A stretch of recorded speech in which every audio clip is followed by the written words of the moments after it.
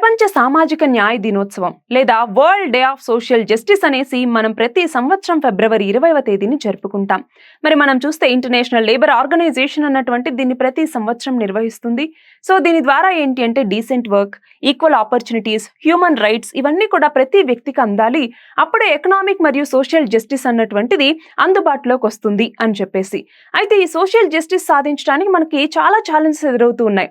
For example ఈ poverty అన్నటువంటిది కావచ్చు, ఎడ్యుకేషన్ సరిగ్గా లేకపోవటం అన్నటువంటిది కావచ్చు, అన్ఎంప్లాయ్మెంట్ కావచ్చు, ఇన్ఈక్వాలిటీస్ కావచ్చు, ఇవన్నీ కూడా సోషల్ జస్టిస్కి అడ్డంకులుగా ఉన్నాయి. బట్ మనము United nations sustainable development goals కింద జీరో పావర్టీ అని చెప్పేసి, రెడ్యూస్డ్ ఇన్ఈక్వాలిటీస్ అని చెప్పేసి ఇలా చాలా గోల్స్ పెట్టుకున్నాం కదా. సో వాటిని సాధించాలి అంటే ఈ ప్రాబ్లమ్స్ అన్నిటినీ కూడా మనం తగ్గించుకుంటూ సోషల్ జస్టిస్ వైపుగా మూవ్ అవ్వాల్సిన అవసరం ఉంది అనేసి ఈ రోజు మనకి హైలైట్ చేస్తుంది అనమాట. సో మీరు ఈ జీరో పావర్టీ అలాగే రెడ్యూస్డ్ ఇన్ఈక్వాలిటీస్ ఇవి ఏ సస్టైనబుల్ డెవలప్మెంట్ గోల్స్ తెలుపుతాయి అన్నటువంటిది కమెంట్ సెక్షన్లో చెప్పండి.